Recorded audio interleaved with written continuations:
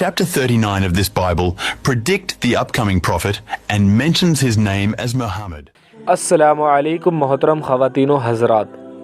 दोस्तों, हम मुसलमान सारी आसमानी किताबों पर यकीन करते हैं और इन्हें अल्लाह का कलाम मानते हैं।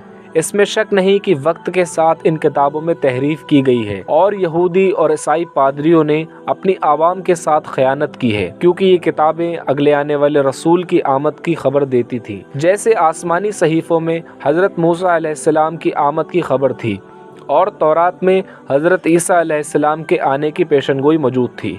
लेकिन यहूदी कौम ने हज़रत ईसा अलैहिस्सलाम पर बहुत जुल्म किए और आप अलैहिस्सलाम को दज्जाल समझ बैठे, और अब वो जिस मसीह का इंतज़ार कर रहे हैं वो सच में दज्जाल होगा। ऐसे ही इंजील मुक़द्दस में हमारे प्यारे नबी सल्लल्लाहु अलैहि वसल्लम की आमद की पेशनगोई थी, जो कि आप सल्लल्लाहु अलैहि वसल्लम के ऐलान नबूवत से तकरीबन 600 साल पहले बाइबल में बता दी गई थी। लेकिन ईसाई पादरियों ने वक्त पर इंजील यानी बाइबल में तहरीफ की। अगर ये ऐसा ना करते तो इन्हें आने वाले रसूल यानी मोहम्मद रसूलुल्लाह सल्लल्लाहु अलैहि वसल्लम पर ना सिर्फ ईमान लाना पड़ता, बल्कि जिसके बाद पुरानी शरीयत यानी क्रिश्चियनिटी ख़त्म हो जाती, जो कि रिसालत का कानून है कि आने वाले रसूल की तशरीफ़ आवरी के बाद पिछले रसूल की शरीयत और तालीमात मनसूख हो जाती हैं। लेकिन आज हमारे पास ये साबित करने के लिए बाइबल का 2000 साल पुराना ऐसा नुस्खा हो जो कि अपनी असल हालत में मौजूद हो। हाल ही में ऐसा हो भी चुका है।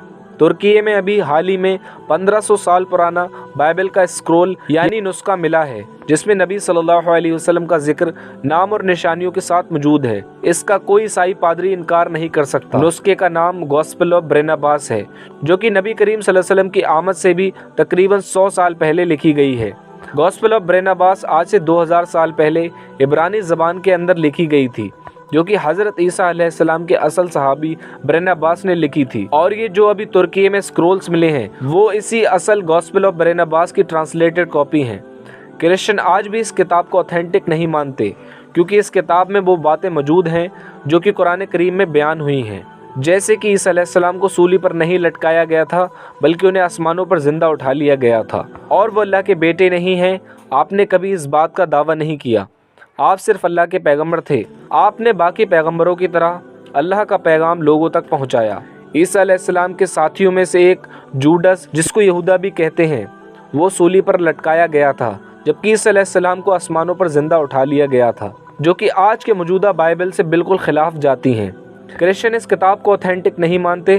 गॉस्पेल ऑफ बरनबास के चैप्टर 39 में साफ तौर पर लिखा है कि मेरे बाद एक पैगंबर आने वाले हैं जिनका नाम मोहम्मद होगा और वो नई शरीयत के साथ आएंगे। बरनबास इस किताब को लिखने के शुरू में बताते हैं कि इसका मकसद लोगों की इस्लाह करना है और उनका ईमान बचाना है, जो ईसा अलैहिस्सलाम को अल्लाह का बेटा करार देते हैं, जो कि गलत बात है, और खतना को गैर ज़रूरी और हराम खानों को हलाल कह रहे हैं।